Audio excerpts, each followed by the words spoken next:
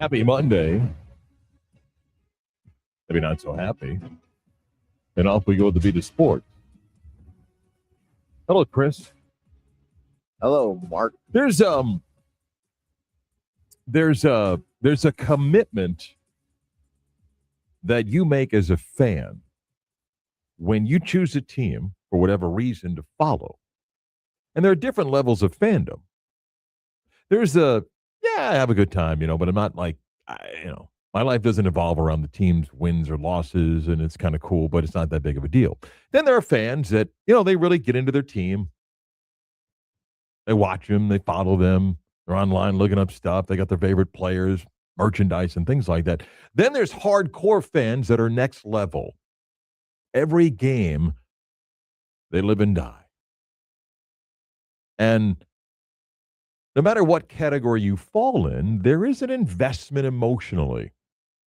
And when your team gets into the playoffs in whatever sport it is, everybody elevates their fandom a little bit. I mean, while sports is a diversion and a form of entertainment from the everyday stuff that you deal with, it doesn't mean your life is miserable, just it's a diversion. Sports a little bit different. You go to the movies for a couple of hours, or you watch a film on your handheld device, and okay, that's a form of entertainment. You play a game of checkers and Chris cheats, and it's a form of entertainment. Don't spread lies. But a sports team, it's a little bit different. And sometimes that team takes you on a journey that makes you feel really good. When your team wins a championship, you don't really win a championship, but you kind of feel like you're part of the team, right? You feel like your emotional investment for the year has paid off, right? You just walk with a little bit more bounce in your step. Everything feels better. The birds are chirping and you notice them. The grass is greener, even though you didn't mow it for a month. Everything's just better. Food tastes better. When your team loses and the finality of a season ending, it's tough. Nothing tastes good. Nothing's going to make you feel better about it. And sometimes how that journey ends every year also determines how you handle the end of a year.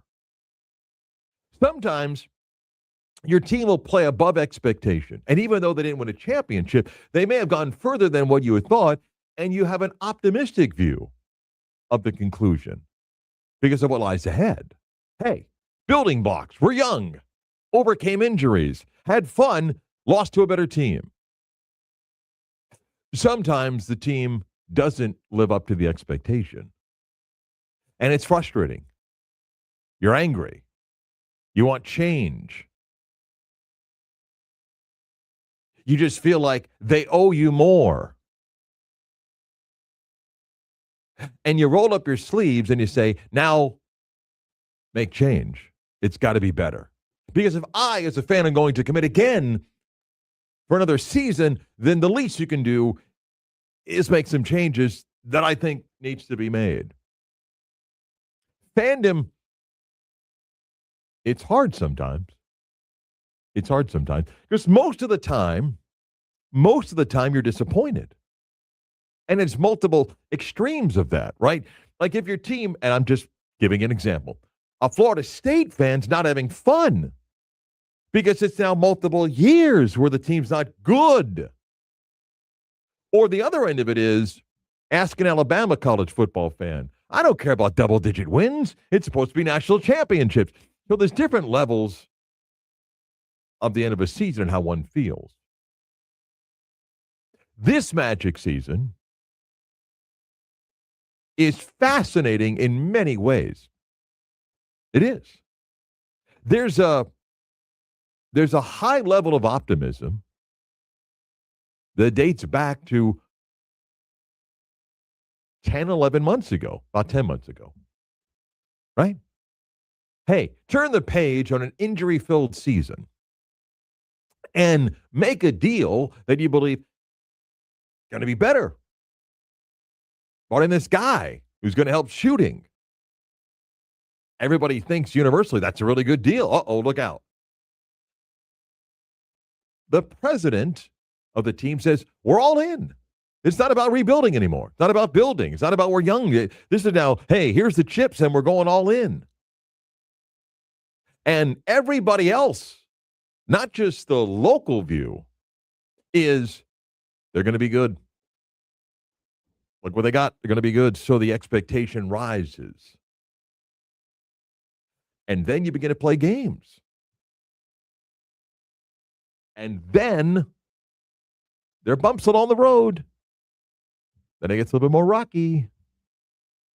Then you got potholes that haven't been filled. And then just stop and think of the last 2 weeks for a Magic fan. Just stop and think of the last 2 weeks. The game in Boston. All right. Now you're as low as you could be, right? I mean, that is just, you can't explain that, right? You just can't explain it. The loss to the Sixers. And you're like, well, the year's over, obviously. And then you blow out Charlotte. All right. Everything's better. And then, for 4 games, you're better than Detroit. Better. You say, hey, put the top 6 players in the series, Magic have 4 of them. And then everything changes. In a small way, when Detroit wins game 5, you're like, all right, well, okay. Got to win game 6. And just imagine if I told you within an hour after the Boston loss, hey, they're going to be up 24 in Detroit. In the third quarter of game 6 with a chance to close out at home, one, you would have laughed and go, no, not possible. But then if I put you in the building up 24 in the third quarter of game 6, everybody's happy. Your emotional investment is paying off. Despite everything that happened in the season, they're going to beat the 1 seed. They're going to be universally applauded for beating the 1 seed. Sure, they'll knock Detroit and say that they weren't really a 1 seed. And people reevaluate the Magic and tell you, hey, knew all along this team was a potential top 3 team of the East. And wow.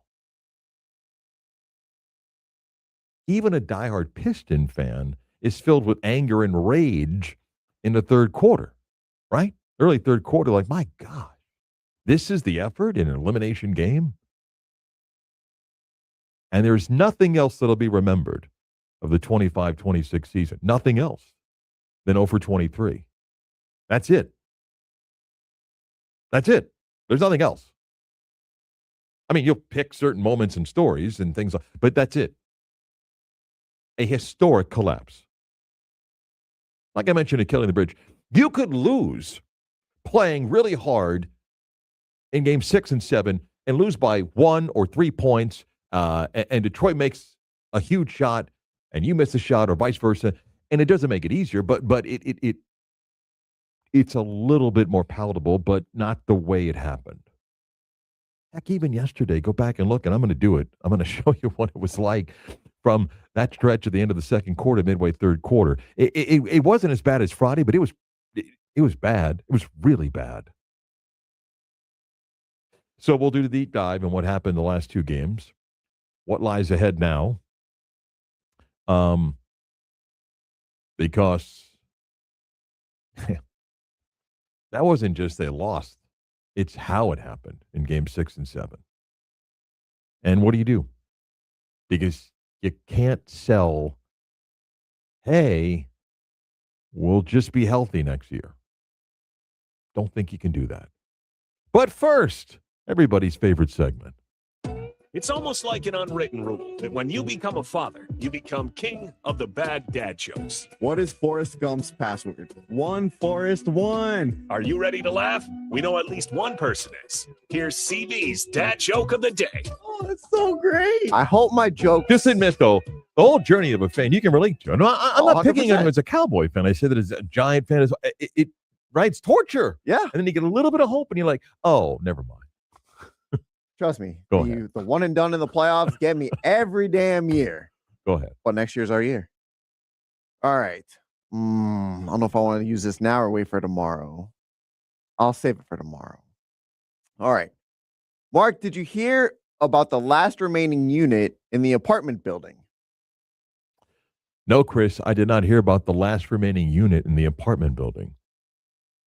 It was last, but not least. Get it, not least.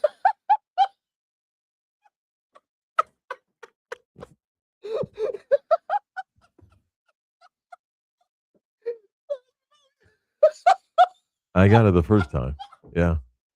Yeah, I got it.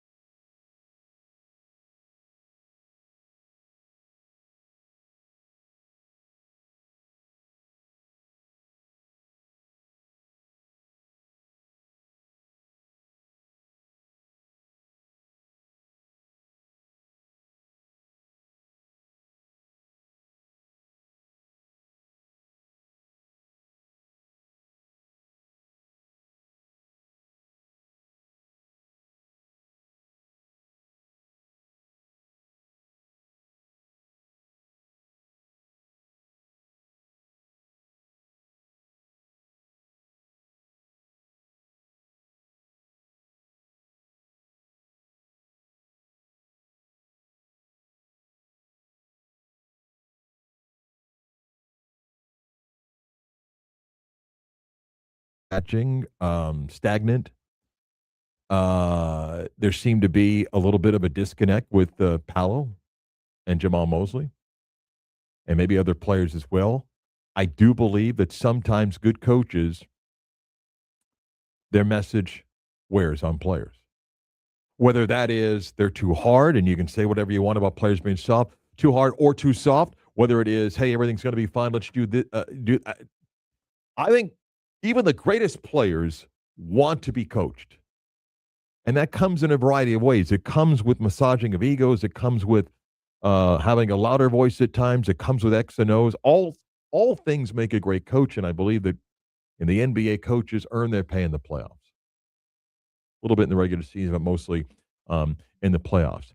And I don't believe for a second the Magic decided at 6:30 last night or 6:15. Hey, what do we want to do with the coach? I think there's a sense that they had an idea. Now, had the Magic won Game 7? I don't know, but Jamal Mosley's out, and wish him well. Maybe he goes on. Maybe he gets a chance as a head coach again. My guess is he'll find his way into a staff, even if he's not a head coach, and the Magic go in a different direction. Who they go, where they go, what type of coach? I don't know if there's the obvious slam dunk choice that people think. I know people will throw Billy Donovan's name out there. I said this about Billy Donovan while Jamal Mosley was still the head coach of the Magic. I don't know how you could say that that's an obvious slam dunk no-brainer. It doesn't change anything of what Billy Donovan did in winning back-to-back championships at Florida.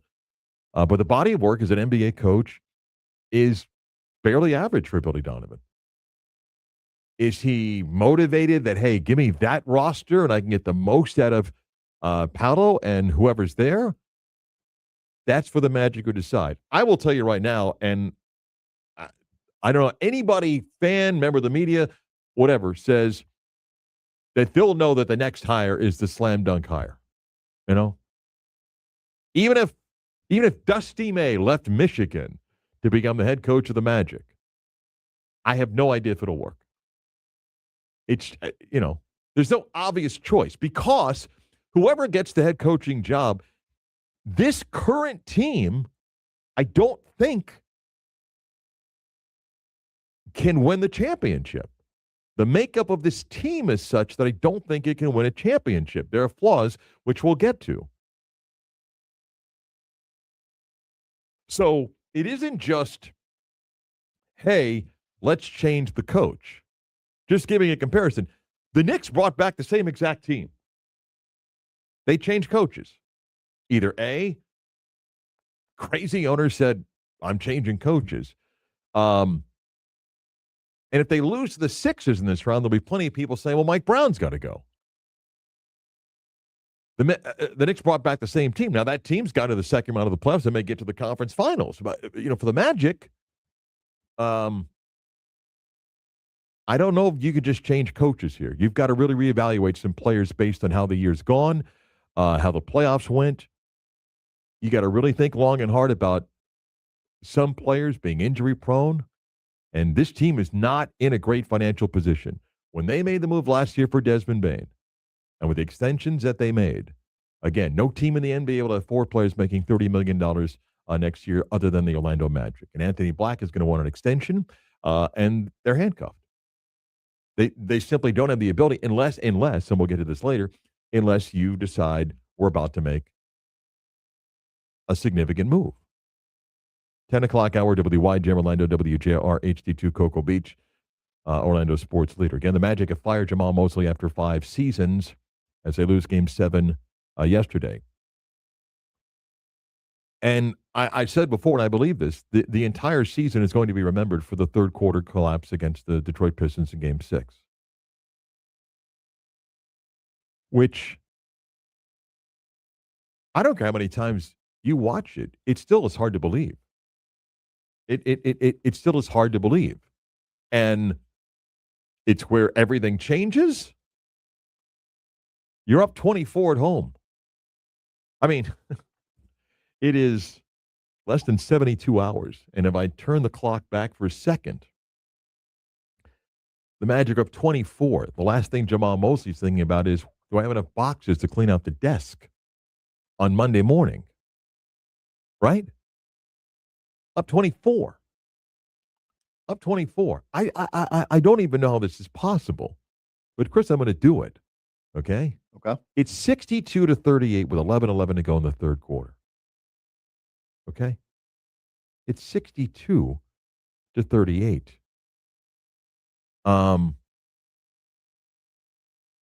And you can't even think about it. It's 70-54 with 4:14 to go, and it begins. Again, forget the 24-point lead. It's a 16-point lead with 4 to go in the third quarter. You're up 16 with 12 minutes to go.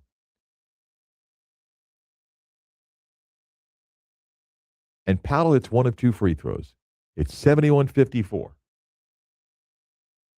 Paolo misses a 16-foot jump shot. Anthony Black misses a 27-foot three. Paolo misses a 24-foot three-pointer. Gogo Batazzi has a layup blocked by Paul Reed. Desmond Bane has a layup blocked by Paul Reed. Anthony Black misses a 27-foot three. Desmond Bane misses a 25-foot three. The third quarter ends. The fourth quarter starts. Tristan Da Silva misses a 24-foot three-pointer. Jamal Cain misses a layup blocked by Cade Cunningham. Wendell Carter Jr. gets one of two free throws. Tristan Da Silva, turnover, steal, Cade Cunningham. Jalen Suggs misses a 15-foot jump shot. Jalen Suggs misses a layup. Paolo misses an 8-foot jumper. Tristan Da Silva has a layup blocked by Paul Reed. Paolo misses a 15-foot jump shot. Jalen Suggs gets a steal, turns it over on a steal by Cade Cunningham, who gets a layup to tie the game at 72. Suggs misses a 27-foot three, and then Desmond Bane misses a 24-foot three, a 25-foot three, a 28-foot three, and a 29-foot three-pointer. He misses 4 straight threes. It's the Magic's 4 field goals during that stretch. Paolo misses a 6-foot jump shot. He makes 2 free throws. The Magic are down 80-74. Suggs misses a 26-foot three-pointer. Wendell Carter Jr. misses a 10-foot shot. Wendell Carter Jr.'s dunk is blocked by Sir Thompson. Paolo misses a 24-foot three. Suggs misses a 26-foot three. They're down 89-75, and Paolo makes a dunk with 2:31 to go in the game to make it 89-77. You could play basketball 1,000 times again in a game. I don't think it's possible to do what they did. I don't think you can do that. I don't think you could do that.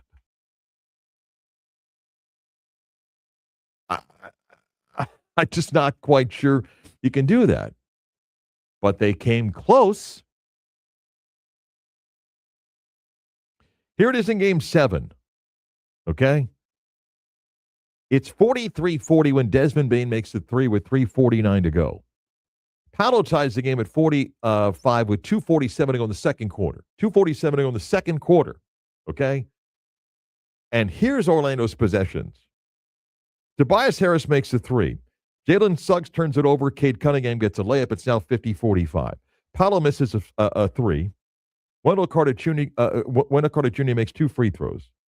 Suggs misses a floater. Jamal Cain misses a floater. Cade Cunningham hits a three. The Magic are down 9. Anthony Black misses a layup.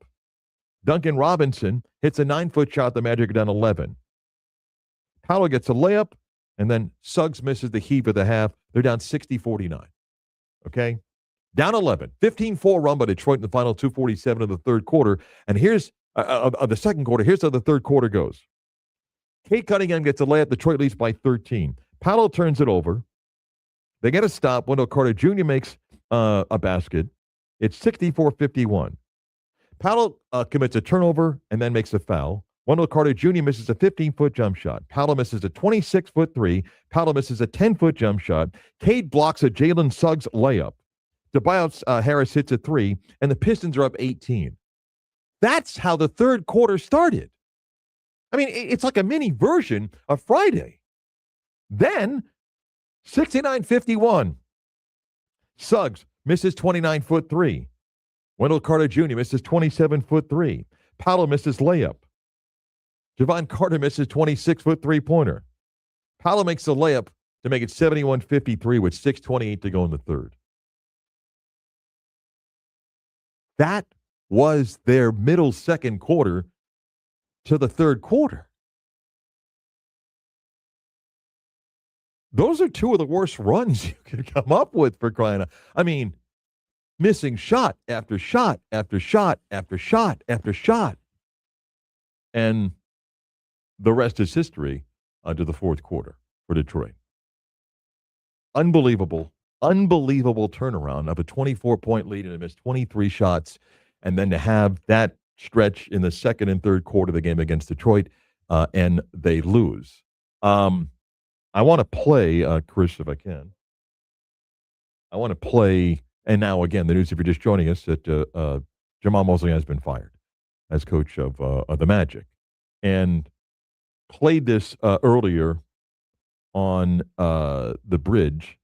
This is Josh Robbins asking Jamal Mosley a question. I don't know if Jamal Mosley anticipated the news. Maybe he thought it was going to happen, but here's his answer to the question by Josh Robbins from last night. Coach, what was your message to your team there post game? Gratitude. You got to understand, everything that's happened with these guys this year, they've always found a way. Never made excuses.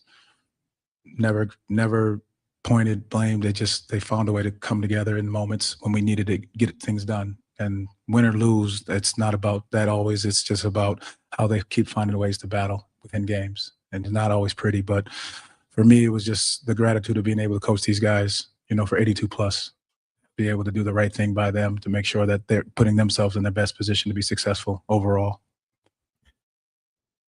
Said a lot. I think he kind of knew that the 3-1 collapse, the way it happened, may get us to where we are today, again, with Jamal Mosley being fired. I thought this also, from Paolo, says a lot in an 85-second clip. How do you kind of move forward, or what do you look inward? I mean, maybe it's too early, maybe it's too fresh, but how do you look inward to kind of push this team to that next level? Starts in the summer. It's winning. It's about winning habits. It's about just creating a winning environment every single day from September to now.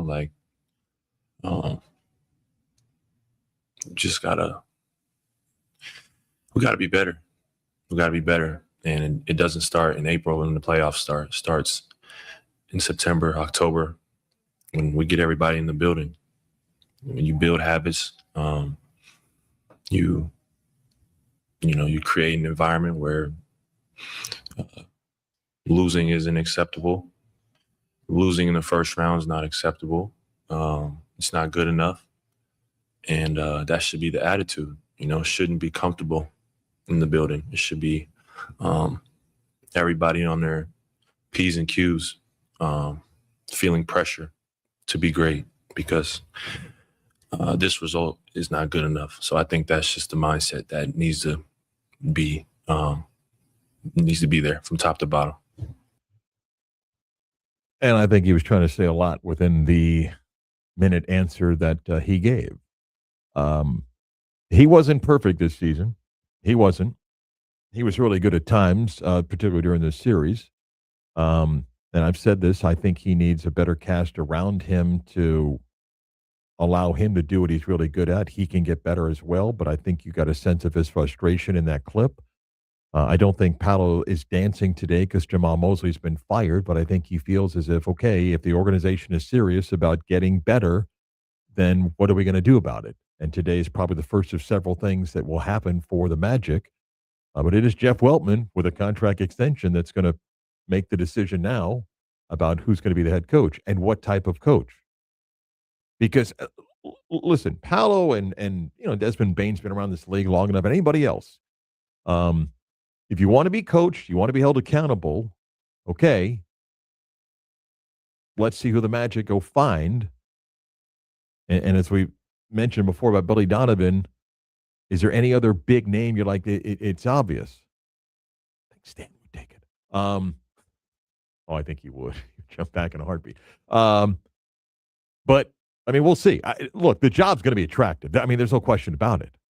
But I say this often, Chris, about college football jobs, right?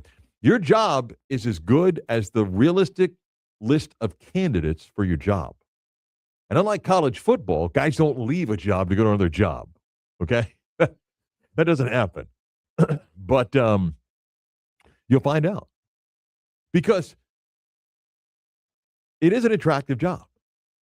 Whatever changes they may make, and this is going to get really interesting now in the next couple of months for the Magic. I mean, heck, there may be a guy sitting in Milwaukee that wonders what happens here. Or wherever he's at right now. And it's not like you go to Paddle and go, hey, who do you want? It's fine to say, what type of coach do you want? I mean, do you want someone that's going to, you're talking about it starts now in the offseason. It starts about commitment. It starts about accountability. It starts about not accepting losing. Okay, I can get the hard ass guy if you want. I'll introduce you to Tom Thibodeau. You're going to play 42 minutes a night. I'll tell you that much. But yeah. So the offseason begins. When we come back, Chris, I wonder if this one day is also where everything changed for the Magic. And if you're just showing us, Jamal Mosley fired by the Magic this morning after yesterday's Game 7 loss to the Pistons. When we come back, did this one day change it all and play a role in what the Magic do this offseason? We'll get to that next.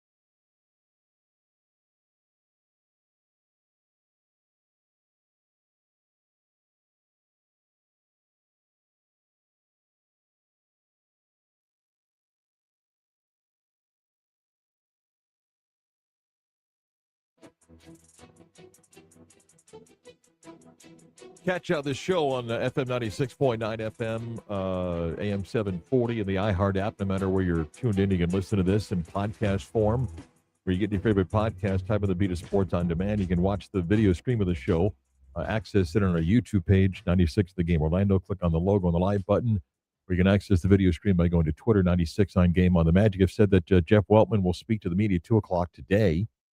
Again, the team has fired Jamal Mosley after yesterday's Game 7 loss to Detroit Pistons. After 5 years and 3 playoff exits in the first round, the Magic move on from Jamal Mosley. Again, Jeff Weltman, 2 o'clock today. Obviously, more coverage of what the Magic have done and the coaching change and what Jeff Weltman says with Brandon and Mike later this afternoon. I said this before, and Chris, walk with me here for a second. I don't know if the Magic are in a different position today, but I do wonder, and it's one of the things. And again, the only thing people will remember of this season was the collapse in the second half against Detroit of Game 6. But I do wonder if the Magic season turned on January 15th. Do you know what January 15th was? 15th day of 2026. That's why it's here, folks, for the analysis like that to kind of take it and bring it to another level. Just to, just to say, hey, how about this spin on it? In case you forgot. January 15th was the first of 2 games in Europe for the Magic. And the game in Berlin when Franz Wagner played. And then the Magic won that game, and Wagner played again on Sunday, January the 18th. And I wonder how things changed for the Magic that year. Franz Wagner played a December 7th game and played 7 minutes before getting hurt in the game against the Knicks. He didn't play games 25 through 40. Okay, so he missed 16 games. And then played 29 minutes in the game against Memphis, where Franz Wagner is becoming the face of German basketball. He is the face of their national team. There's no question about that. There's no question going back home what that meant to him, his family, the nation, for him to play. The question is, should he have played? Was he 100%? Because he did play that Sunday game against Memphis and played 26 minutes in that game. And then didn't play for 9 more games. Then came back on February the 9th and played 16 and a half minutes in a Magic win against the Bucks. And then 2 days later, with the Bucks at home again in Orlando, played 21 minutes in a game and then was out again. And missed games 54 through 75 and missed 22 more games before coming back and playing 6 of the final 7 games for the Magic. Playing 20, 17, 20, the missed game, 22, 23, and 26 minutes. And then we know he plays in the first 4 games of this series and doesn't play in the last 3. Do the Magic win the series if Franz Wagner doesn't get hurt? You can make the case. You don't know for certain, but you can make the case. He scored 19, 12, 17, and 19. It's not why they missed 23 straight shots in Game 6. It's not why the stretch in the second and third quarter of Game 7 was so bad. The Magic were 22 and 18 from the moment he plays the second game in Europe. Well, it's not bad. It's not great. And I don't know. I don't know if Magic doctors know. I don't know if Franz Wagner knows. If he doesn't play the 2 games in Europe, and you truly hold him out until he's what you think is as close to 100% as possible, how the rest of the season goes differently. Because what it ended up leading to was what? Hey, he's not healthy again. Those guys haven't played many minutes together. Hey, those guys in Bain haven't played a bunch of minutes together. But here's another season where his injuries were a factor in the season for the Magic. But you can't pinpoint the disappointment in how the year went all on Franz Wagner. If playoffs matter and when you play your best basketball to elevate your game, and here I am admitting today, even though I held my stock for this guy, he's absolutely one of the players you have to make a hard decision on this offseason. And he's got a lot of money coming his way, and that's Jalen Suggs. His last 4 basketball games in this series, 1 for 7, 1 for 13, 4 for 9, and 1 for 10. That's 18%. And while there are times that Jalen Suggs is elite defensively, he has become a liability on offense for them. You cannot be as poor at shooting the basketball through a combination of shot selection and just not making shots. Not good. Just not good. Wendell Carter Jr. gave you flashes in this series. Right? First 2 games, Jalen Duren's non-existent. The Pistons don't know how to get him going, and then to just disappear.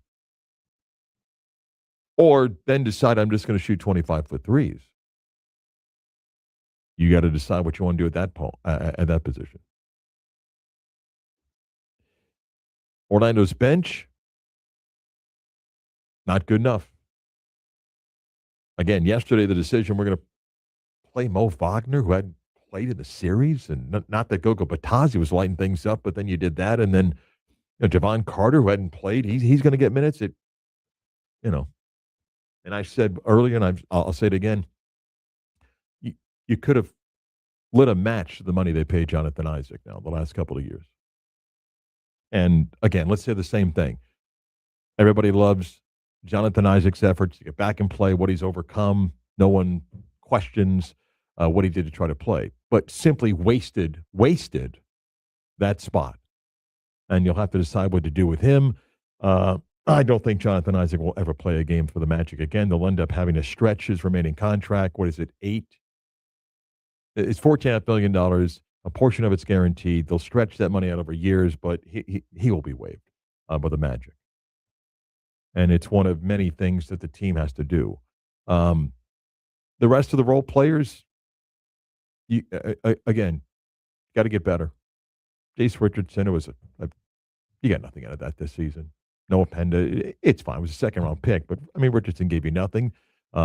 Jed Howard, they got to make a decision on with an option there. They made that decision. Jamal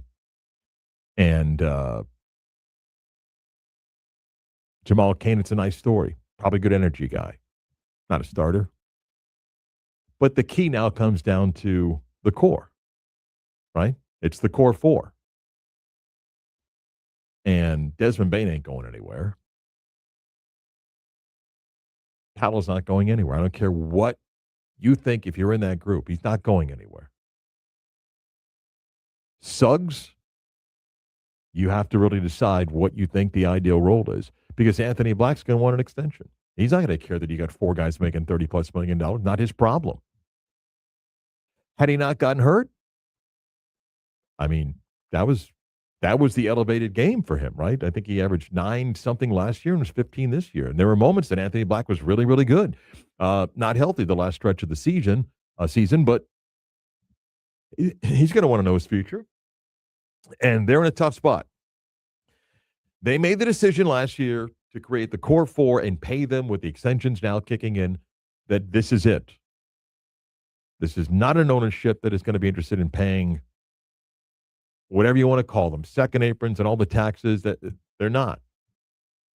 So what they had banked on is the core 4 and the other pieces were good enough.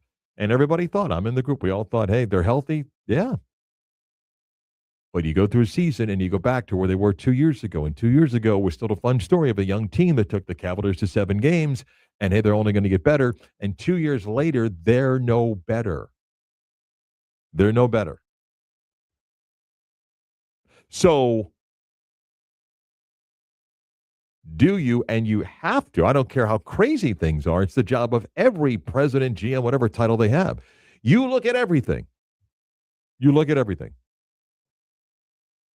You take everybody's call, you make a bunch of calls, and you try to figure out what are the best moves to make. And I don't know, the trade deadline, very few people actually know what deals were legitimate, were on the table, that they could have made, that they didn't make. I mean, who cares today? It doesn't matter. There wasn't a deal at the trade deadline that was going to alter the franchise for the next several years. I mean, in the end, Milwaukee didn't trade Giannis. But now, okay, I'll listen. Maybe I don't like what I hear, but I'll listen. And the hardest thing also that they're going to face is with Wagner.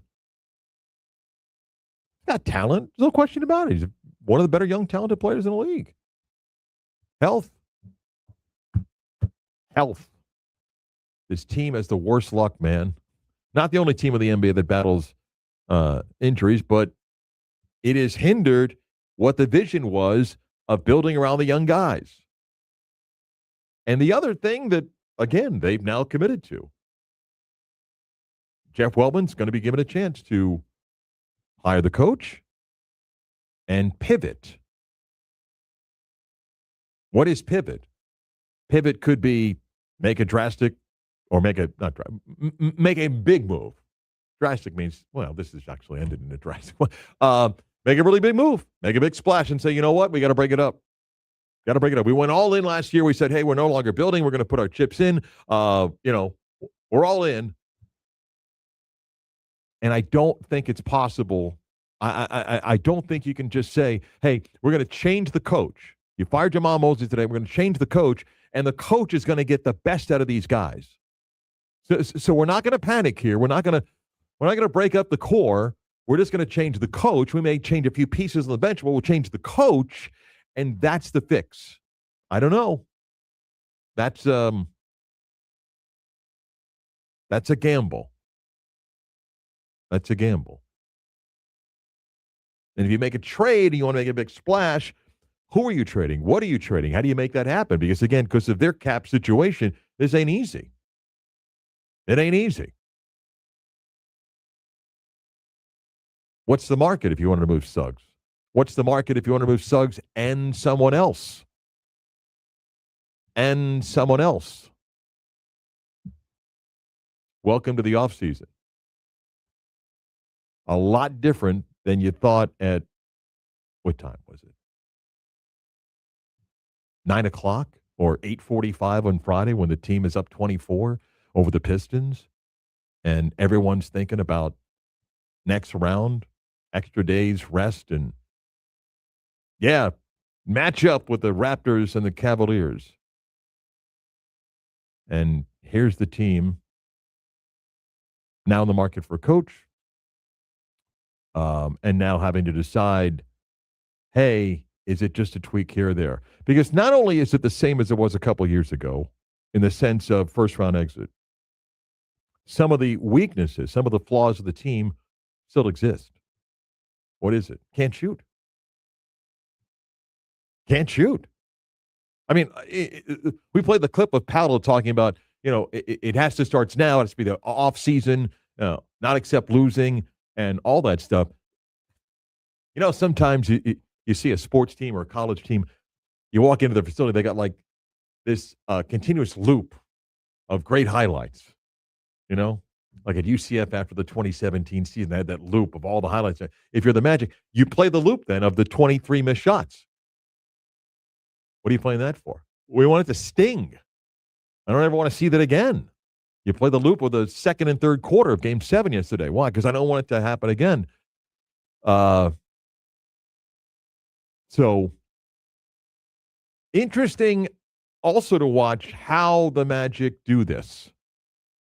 And what I mean by do this is you fire Jamal Mosley. This is going to be an attractive job, but who are the candidates? And you'll have your list of assistant coaches. You'll have Billy Donovan. Put Stan way out here in the corner. And there'll be people that want this job. If you're going to coach the team, one, there's only 30 of these jobs. A lot of guys will take it no matter what. You want to know, what are you doing? Are you bringing this core back and you're asking me to be a different type of coach, or my style's different? But they have to be better offensively. They have to find shooting. This team can't continue to be among the worst shooting teams of the NBA. And we can all go stat hunting to go, well, during this stretch, they were this, their offensive rating was this. And the stretch on Friday and the stretch yesterday was about missing open shots.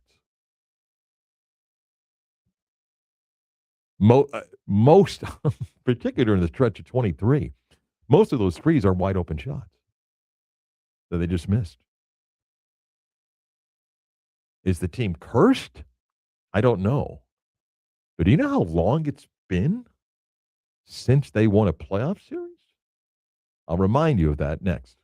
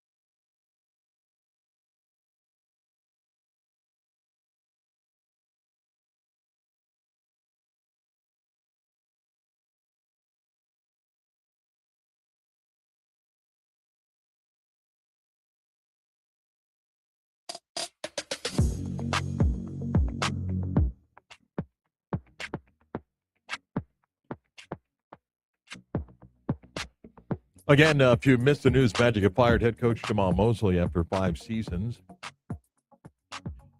Jeff Weltman will meet with the media later today at 2 o'clock. Magic released the standard. We wish Jamal and his family well, and I think everybody does. I don't think,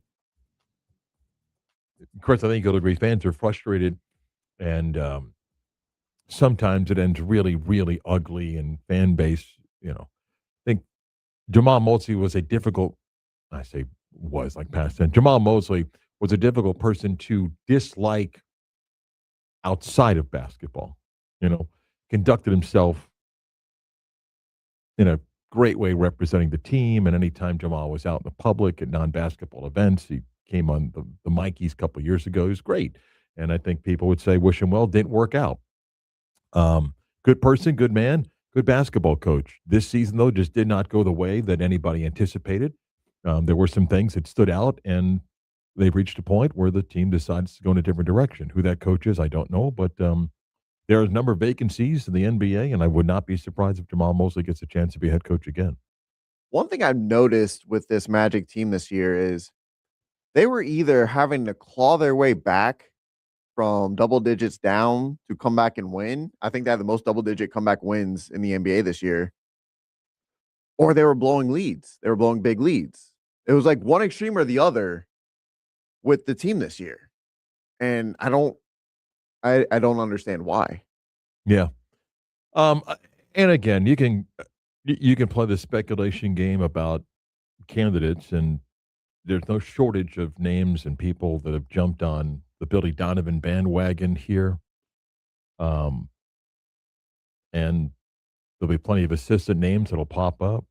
Sam Cassell's on Boston staff. I think he's going to get a job in this cycle as well. We got vacancies in Chicago, Portland, New Orleans here. So there are jobs that are out there. I mentioned this before, and a diehard Magic fan is going to know this. The last time this team won a playoff series, anybody know? Wasn't 09. It was the next year. Oh, 2010 was the last time the Magic won a playoff series. 2010. The team lost in the Eastern Conference Finals that year. And that's the year after they went to the NBA Finals. Then the next tennis coach, they lost in the first round. But it's 2010. The Magic have lost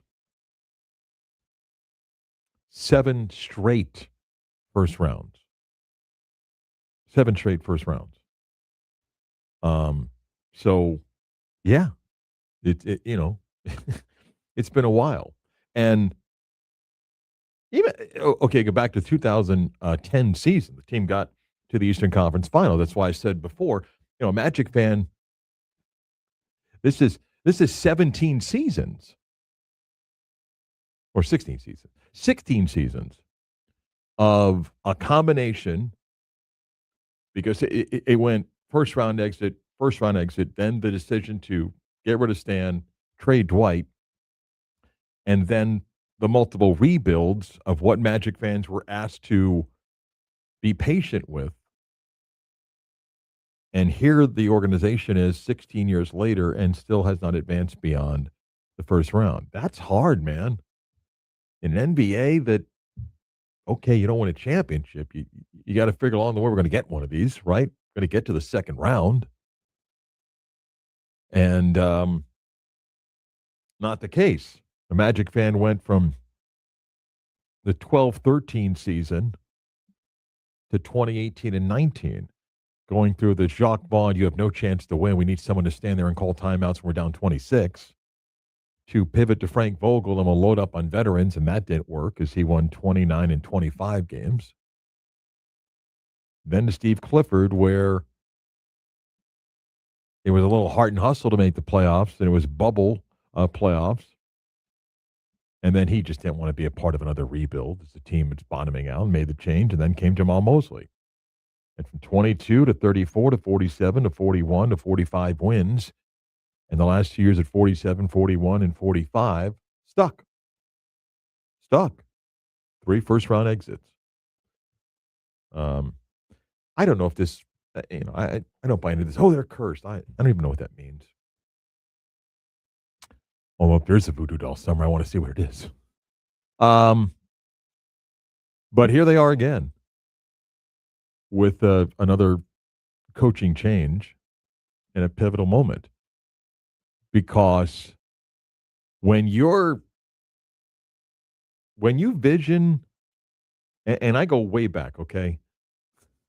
The first time a Magic fan looked into the future with the present, what I mean by that is you had a team, and you're like, man, this is going to be really good. Was what? Shaq and Penny, right? You're like, hey, all right, let's go. Huh? Get rid of that Jordan guy, and this is our league. Whatever. Elijah beat us in the final, right? And how many times have you gone down the path, right? You're a Magic fan. All right. Well, that didn't work. But now, got Hill and McGrady. Well, we couldn't get the cold cuts for Tim Duncan's girlfriend. So, but, right, we're going to, no, didn't have that. Although that one, you never really saw it as he gets off the plane with crutches, all right? And I still maintain, even though the Penny and Shaq team getting to the finals was luck and too soon, I still maintain that the team that went to the finals would stand as the best team in Magic history. The best team in Magic history. It is. And again, played a style that, not that Steve Kerr said, hey, I like that, but they did it before. Did it with a dominant center. And man, we removed that because, and the next year was the Eastern Conference Finals. Then it began to unravel with Dwight. But that was the last time that you're like, we're one of the best teams of the NBA. Best team in the NBA. One of the best teams of the NBA. And now here this franchise is 16 years from the last time they won a playoff series. And the moment now is not just who the next coach is. Chris, any sports fan, I think, would view and go, you don't just hire someone else. Like this team, there's got to be more. You can't just say we're just changing the coach and we're going to run it back. You can't run it back. No. The team is it's in the same spot it was 2 years ago. Same spot it was 2 years ago, except the guys are a couple years older and a little bit more worn in the tires with injuries. And I was going to say, you kind of expect either Franz or Paolo or Suggs. You expect one of those guys, as horrible as it sounds, you expect them to get hurt because they've shown you that they can't stay healthy. Now, Paolo's been healthier, but it's a hard thing to, just assume health for this team. It's really hard to assume health for this team. But there's got to be more pieces. And I mean, we do this at the end of a season. We magnify the warts. They become bigger problems. But it isn't just, you got to be healthy. It isn't just, hey, the core four is fine. It's not. I acknowledge it, that Suggs is a question mark. I mean, you can't shoot like that. You can't. His defense at times is still elite, but to shoot 18% in the last 4 games, can't do it, man. You can't. Can't have guys disappear for stretches of times. They have tried. They have tried to find guys that they thought were the shooter, right? KCP, Tyus Jones. We're gonna and it's another year too with Franz and Paolo that you can't say, well, look, here's the improvement in shooting threes. That didn't happen. Desmond Bane, not just playing 82 games, he was the most consistent player for the Magic throughout the season. And yeah, they gave up a lot, but listen, they got what they'd hoped for to Desmond Bane. They did. Could it be a little bit better shooting threes? Yeah, sure. Got off to a horrible start to the season. But that's not right now. If you list the things that are concerns for the Magic, it ain't Desmond Bane. It's not Desmond Bane. But you have to make some hard decisions now. I do think if you're a Magic fan, you look at Desmond Bane in Game 7, he only took 10 shots. You want him to take more shots. Oh yeah, I'm just saying though the body work for the year. Well, we can do a lot in game 6 and 7. Mhm. I mean, there's some guys that you should be screaming, "Stop shooting a three!" for crying out loud. You're not helping us. I mean, and even during the stretch of 23 misses, that is the biggest time to scream. Where you're like, just somebody post up, down low to get something here, if possible. But the overall body of work, Bain's not your problem. He was fine. He was the most efficient player throughout the season. But you have to decide what you want to do with Suggs. You have to decide what you want to do with Black. And you have cap challenges. They do not have the flexibility here. If you're going to move some pieces, you got to match some pieces. And what is it that some of your pieces are worth? That's why you pay the guy you just gave an extension to be, well, not just now, but a couple of months ago, the extension to continue as the president and GM. So it's on him to hire a third coach. And I do think it would be unfair to say that Jamal Mosley's tenure as Magic coach was a failure. It ends with his dismissal. So that is that's the biggest thing on the tenure. But his first year, they won 22 games. The team did get better. You say, well, they got better players. He's a part of that growth too. He was also part of what this season was about. And ultimately, he pays the price by losing his job. 11 o'clock hour kicks off with the news next.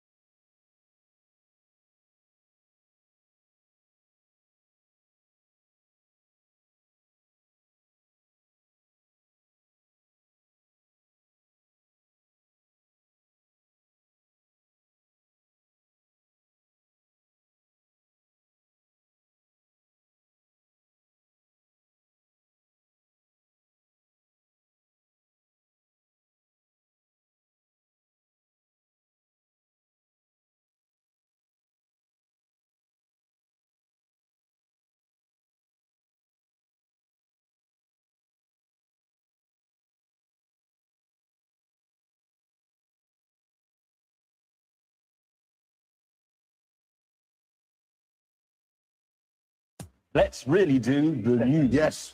Now it is time to do the news. But now it's time for the news. End of the 11 o'clock hour, WYGM, Orlando, WJR, HD2, Cocoa Beach. The biggest news this morning, the Magic have fired head coach Jamal Mosley after 5 seasons, 3 straight first-round exits. The team parts way with Mosley after the Magic blew a 3-1 lead in their series against the Detroit Pistons. No one will forget what happened Friday night. Magic up 24, went 0 for 23. The Pistons win that game. And another head-scratching drought for the Magic, making shots from the late second quarter, midway third quarter yesterday. The Pistons get the victory to end the season for Orlando. The Magic fall 116-94 in Game 7 in a basketball game that saw Paolo go for 38 points, along with 9 rebounds, 6 assists. He did turn the ball over 5 times. But Jalen Suggs, 6 points on 2 of 9 shooting, 0 for 4 from 3. The Magic called upon Mo Wagner, who hadn't sniffed the court in a while, got 5 points in 10 minutes. Javon Carter played 11 minutes. He didn't score. And the Pistons outscored the Magic 23-15 in the third quarter, and they win it. The Magic made the move today to fire Jamal Mosley. Jeff Weltman will visit with the media at 2 o'clock today. More on Weltman's presser and reaction with Brandon and Mike coming up on their show at 3 o'clock. But now the offseason for the Magic begins. Speculation about what happened. Some will put Billy Donovan's name out there. The job, I still think, is a very attractive job. A number of NBA people reporting among the vacancies out there, Golden State is trying to push Steve Kerr into making a decision. Kerr had asked the Warriors for some time to think about whether he wants to return to Golden State or not. I know this, and people, Chris, have reported every single property that owns NBA TV rights has let Steve Kerr's people know that they would like him. Well, I mean, Kerr was great on TV before he took the Warriors job, but I get it in Golden State or in the Bay Area. And the speculation about Todd Golden has calmed down. Of course, Golden is a team that might be able to finish 6th in the NBA. But they're trying to push for a decision because, again, you'll have a number of vacancies in the NBA. Golden State would be very interesting because what would you be going to if they pivot off of Draymond Green and whatever Steph wants to do, and then Chicago and Portland and New Orleans and Orlando? And for the Magic, again, guys that are experienced, and Taylor Jenkins hired, Mike Malone, UNC. So what are other big names that are out there? And sometimes the coaching cycle doesn't include really big names. If I said Tom Thibodeau for the Magic, I don't know if that gets Magic fans excited. I don't know what name. I can't think of I mean, let's you say Billy Donovan. But again, we are removed of the national champion coach, Billy Donovan. And every coach will explain why the resume looks the way that it does, and which is what Donovan would have to do. Because you cannot sell anybody on, hey, it worked at both places. Now, you could argue on behalf of Billy Donovan, they pivoted in OKC. They pivoted in Chicago. Yeah, but they'll also tell you in Chicago, we pivoted twice for him, and what were the results? So I get the name value, but you're not selling me on success in recent years. So, if you hire, it'll get a lot of coverage. Hey, Billy Donovan back in Florida. Remember the last time that'll work for you. I don't know if there's a name out there that gets Magic fans. I think Tibbs wants to coach. Well, I know Tibbs wants to coach. He didn't want to, leave the Knicks and didn't get into the cycle because the timing of it. Remember, the Knicks went to the Eastern Conference Finals, and but I mean, he wants to coach. It'd be different, man. It would be much different than Jamal Mosley. Like 2-hour practices on an off Monday between a Sunday and Tuesday game. I mean, it would be different. There's no question about it. It would be different.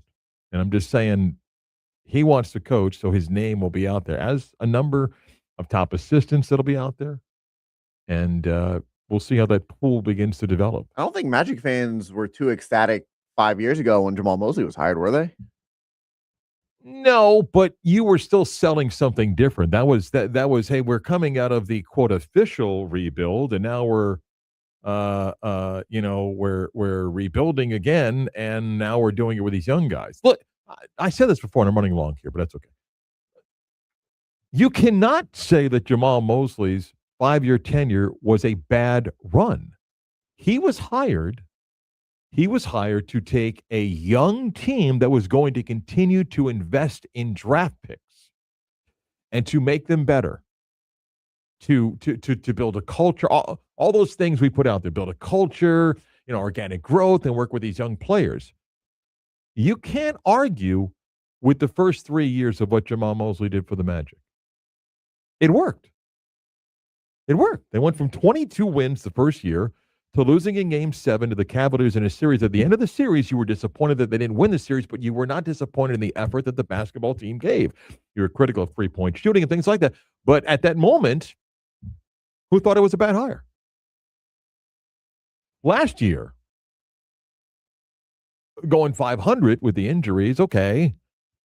You kind of hope that it was just injury-filled year. But this year, things then became magnified about injuries, but about offense and about lack of creativity in offense and about third quarter collapses and things like that. And then it became such that, hey, maybe we've gone as far as we can go.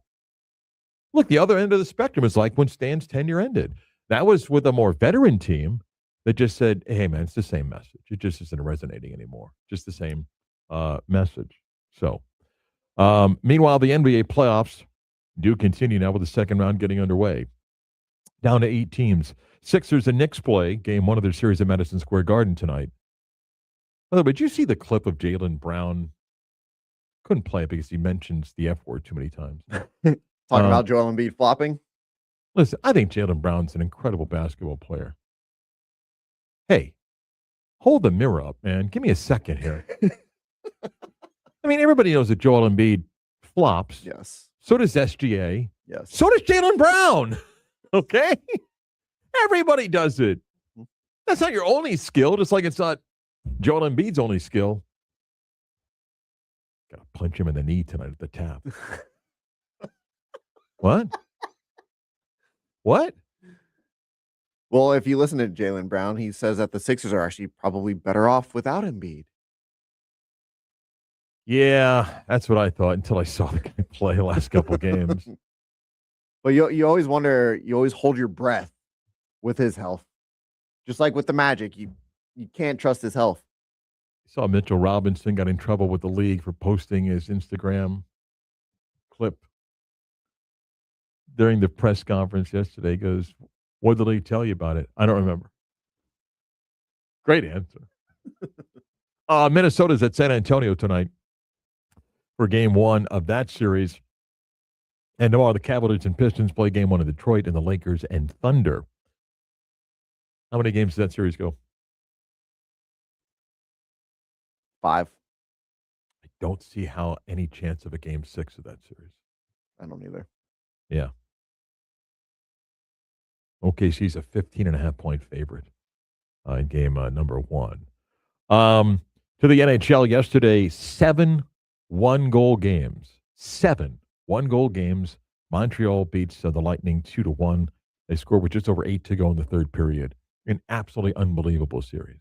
9 shots on goal. 9 shots on goal the entire game. Marty St. Louis, the former Lightning player, takes the Canadiens into the next round.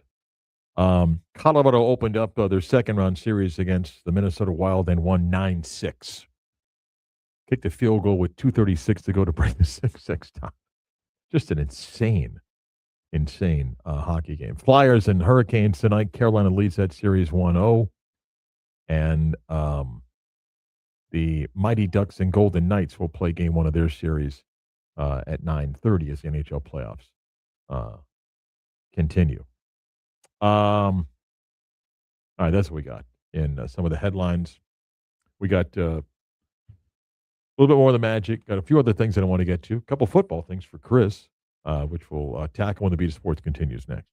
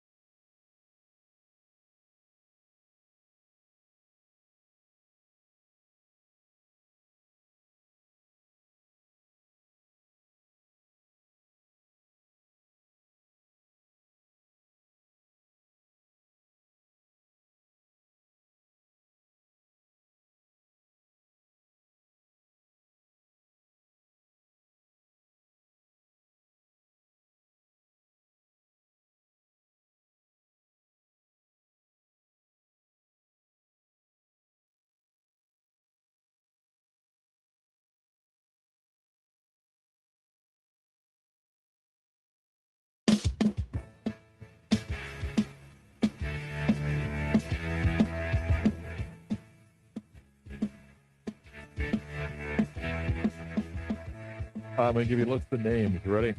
Okay. My guess is these are some names that you'll start to hear about the Magic vacancy, Okay. with Jamal Mosley a flyer today. Billy Donovan, Mm-hmm. Darvin Ham, Rajon Rondo. Yeah, thought to be a rising assistant. Okay. Mike Honore is thought to be the best assistant in the NBA. All the polls that are done, the anonymous polls and everything, he's thought to be the top assistant. He's on Minnesota's staff. Not saying it's a problem, but he's more of a defensive guy. But he's thought to be a top NBA assistant and someone that many people believe will get an NBA head coaching job this coaching cycle. Okay. Not knocking your socks off yet? No. Haven't made you go, wow? Nope. Nothing? Nope. Johnny Bryant's on the Cavaliers staff. Donovan Mitchell thinks the world of Johnny Bryant. More of an offensive guy. Nothing, huh? Tom Thibodeau. Nothing, Grew. huh? Grew. Huh? Looks like Grew from Despicable Me. Can I throw a wild curveball? Let's see if I can knock it out of the park. Wild curveball. Go for it. Not Stan. I'll put Stan way over there, okay?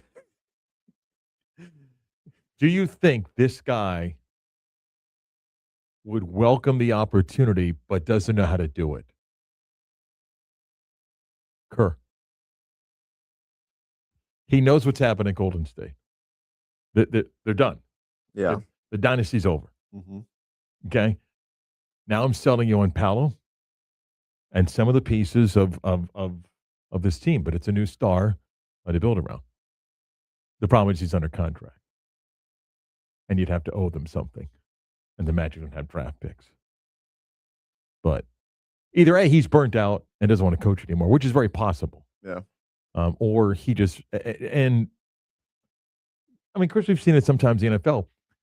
When you get a coach that's at a place and he's been there a while and it just feels like we're not going to win and probably need to kind of. John Harbaugh. Yeah. Yeah. Yeah. Then you get kind of revitalized, except he got fired and was free to go. Or Mike Tomlin. Yeah. Yeah. Way out there curveball. I told you that. Way out there curveball. I don't see Steve Kerr coming to Orlando. Putting some names out there for you.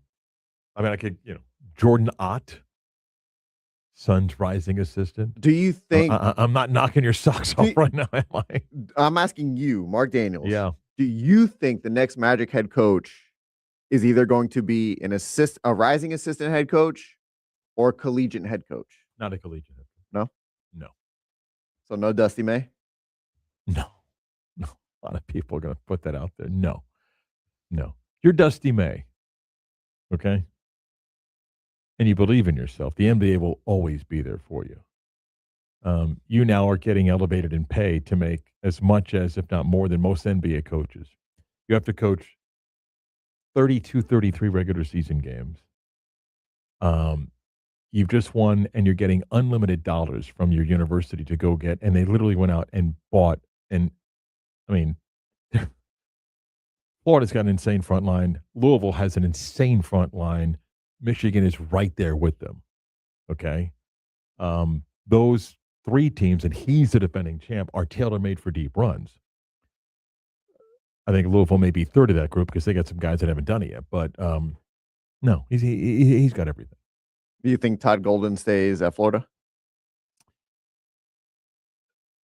I'll give you the Golden comparison.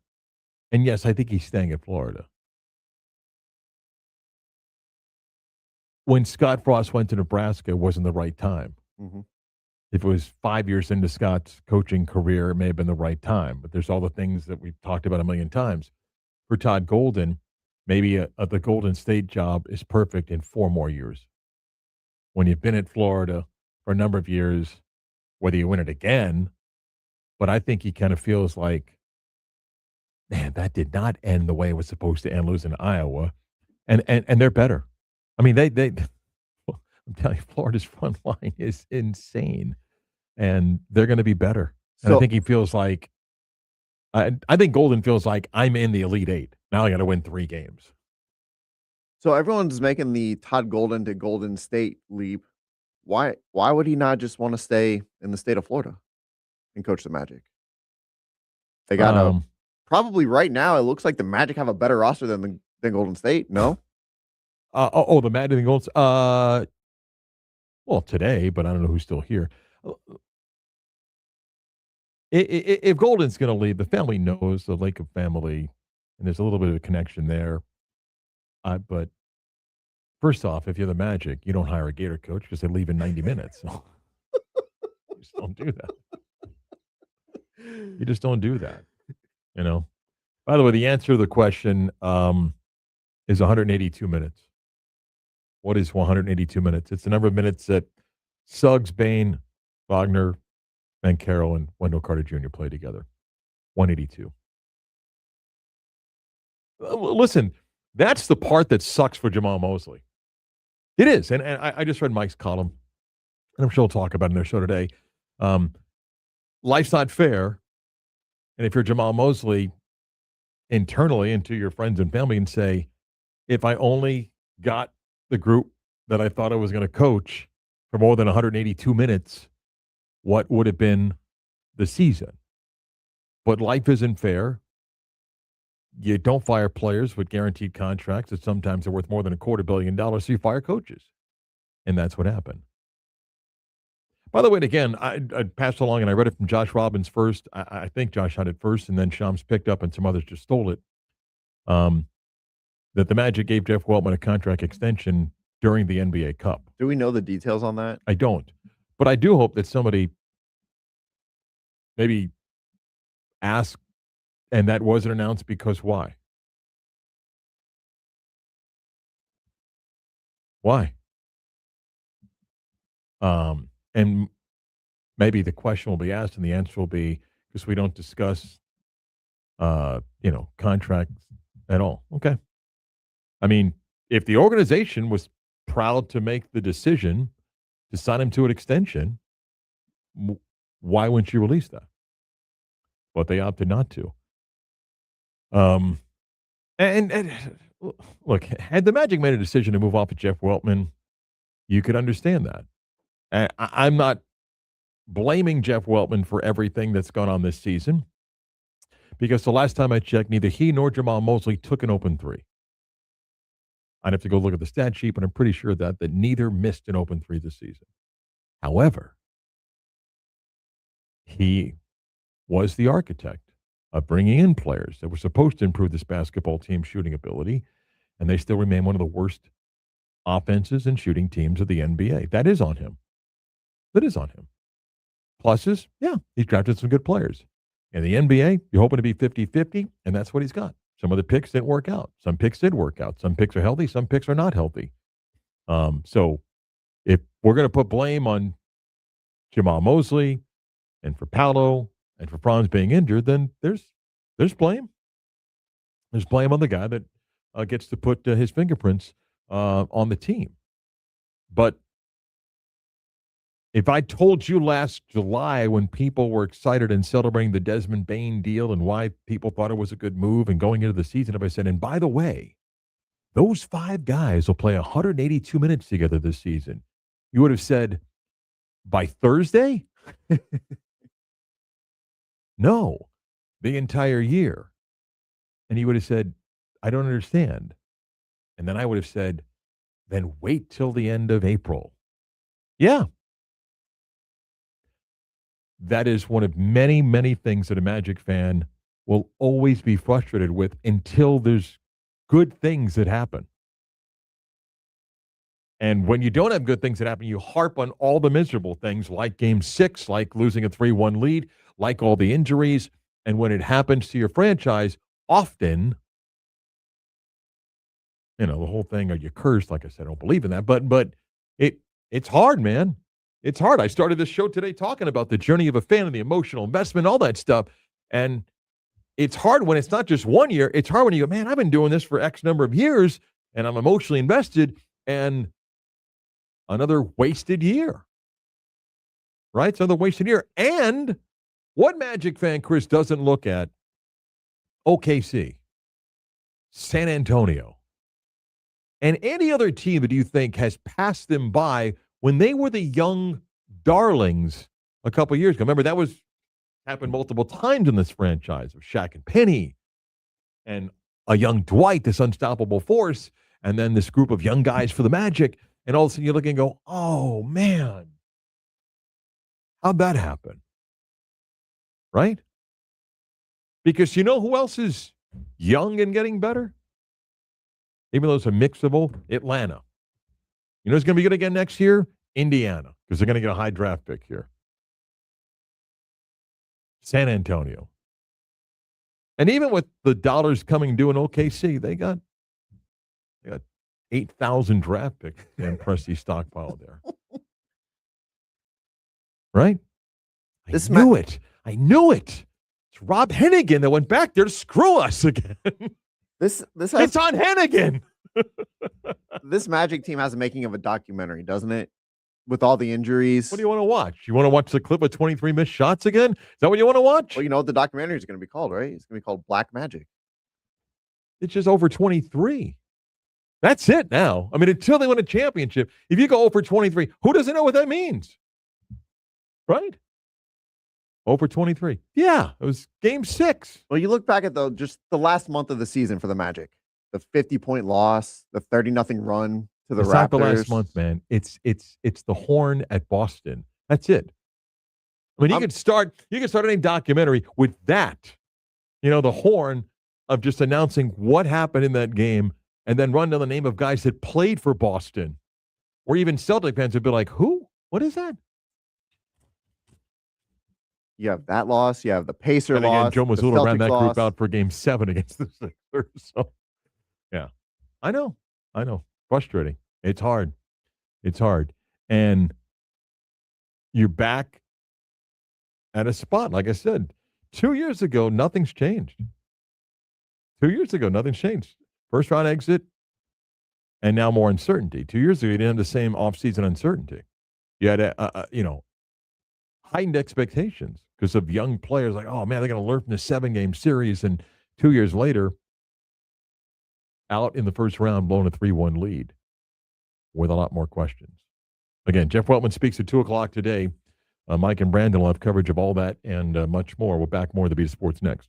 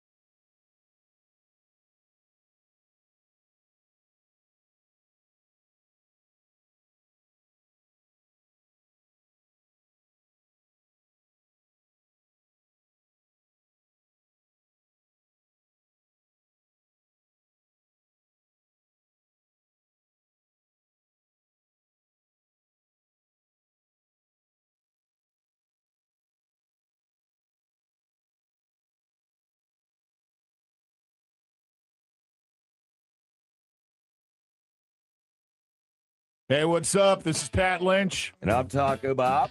You're not rocking out with WJRR. Lock it in here with Marc Daniels and the beat of sports. Could see some of the New York media that really like Tom Thibodeau out there pushing him for the Orlando job. And just knowing some of the guys that are big Thib fans, like hearing he's a candidate for get it out there, go. You got Jeff Goodman in college basketball. He's a Donovan PR guy, so he's got his stuff out there, perfect fit and everything. How it works, man. Get the name out there. Get the name out there. If you just had to make a guess, just guess. Got to guess what? The next head coach. Oh, are you going to hold me to this? No, I won't hold you to it. Today, Just I mean, a you're guess. giving the benefit today? Yeah. Darvin Ham. There's a little bit of connection there with Weltman. But Okay. but I say that very loosely. This is I think Billy Donovan will want the job. I think Tom Thibodeau wants the job. I think Darvin Ham would want the job. And all the other names that I gave you among top assistants. There's some things you got to clean up. And and if you're hiring, again, if you're hiring Tibbs, it's a no nonsense, no BS, my way highway, which was part of the problem in New York that he had to adjust to, and ultimately they, decided to make the change there. But you get a lot of names, and and everyone's gonna start telling you, sources said this was going in the locker room. Who doesn't think the locker room had its issues? How do you think you got here today?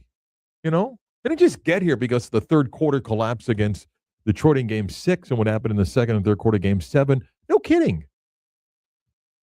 Very few locker rooms are perfect.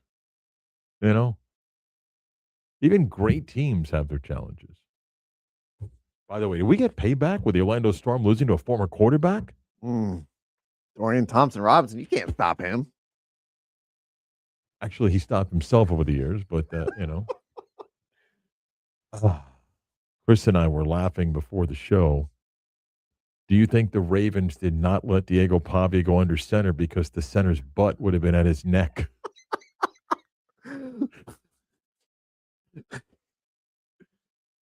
Must be at least this tall to hike under center. I mean, you saw the Yeah. I mean, we're just doing this for a mini camp where they're just snapping the ball. He's not even throwing it, Get but it? it's Mini like camp.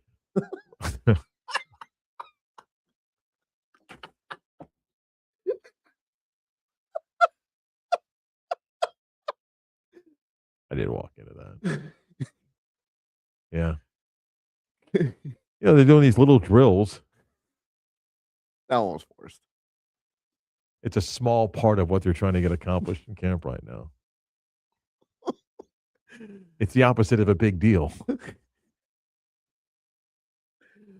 Okay, enough. Okay. I'll be short on jokes here, okay? Oh, man. Wow. That's a little bit aggressive right there, huh? He brought it on himself. He did? He did. Okay. Don't act like a jerk.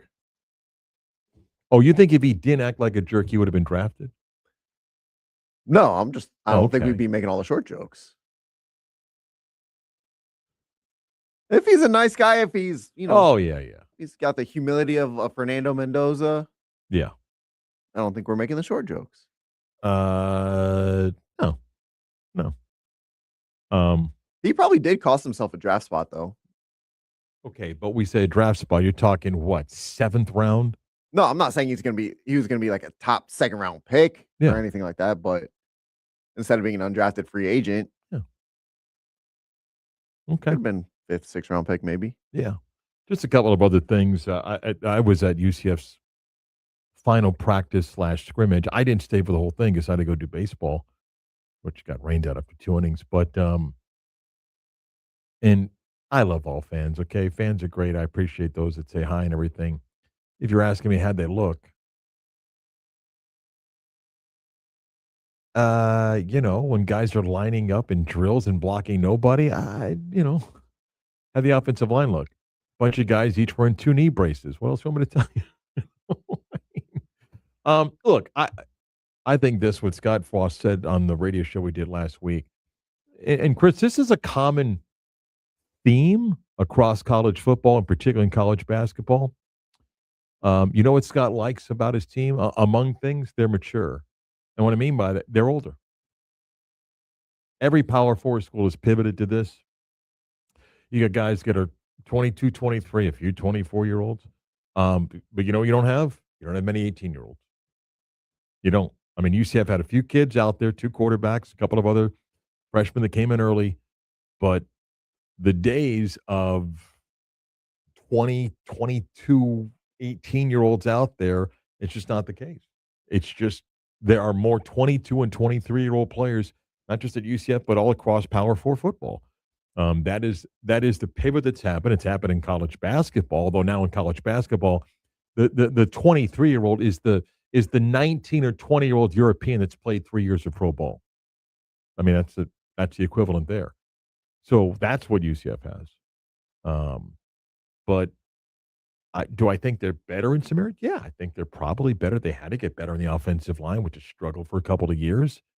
But until you line up and play somebody, Alonzo Barnett was there, wearing a jersey, not working out. I think people know what's going on there.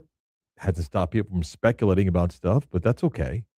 Wide receivers, I think they're better, but until it's 3rd and 9, you're on the road in the Big 12, and someone's got to catch a ball. You don't know, right? Guys look great at practice sometimes when there's limited rush going on.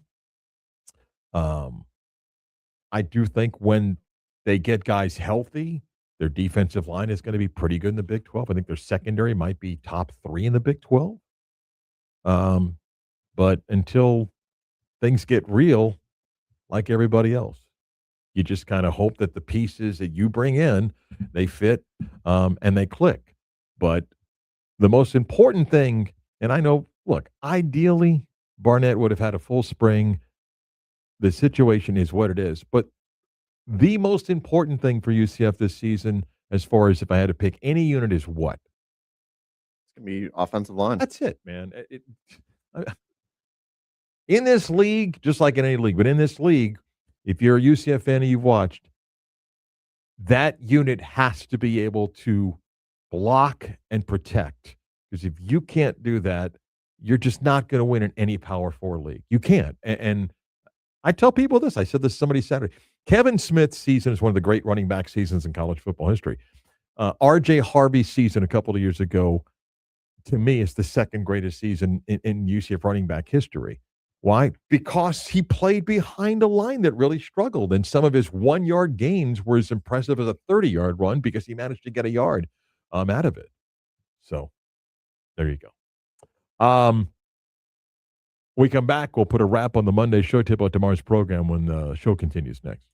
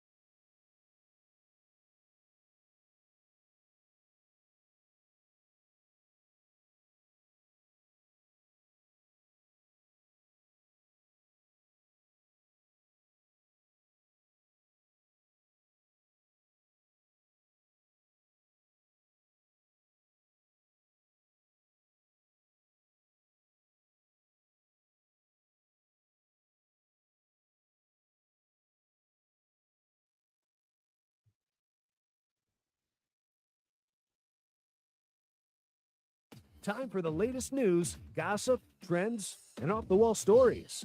Trends. Ooh, That's the craziest thing I ever heard. Big TV audience for the Kentucky Derby. Didn't pick the winner. Did give you the Kentucky Oaks.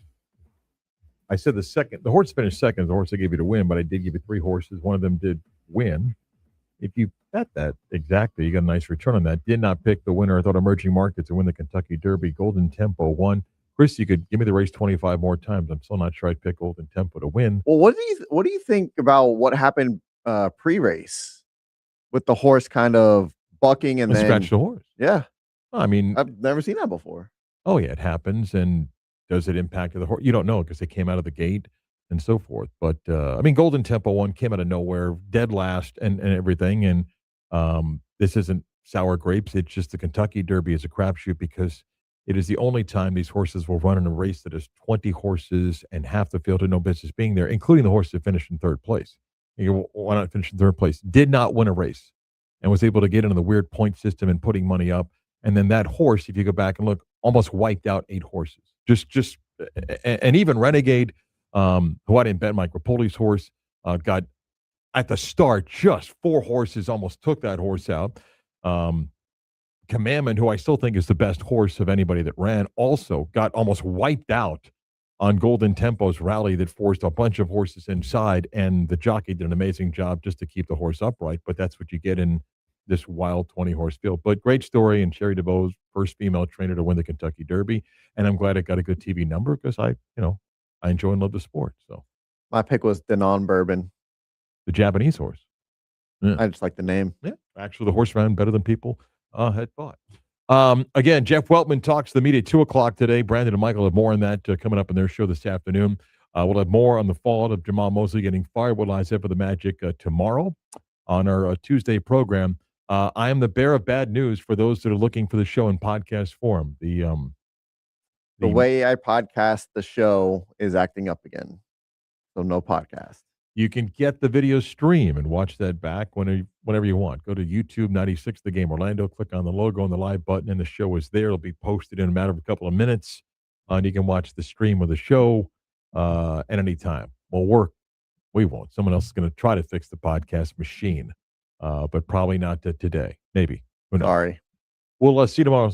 Bye, Chris. Bye, Mark. Chris produced. I'm Marc Daniels. We'll see you for a Tuesday edition of the Beat of Sports.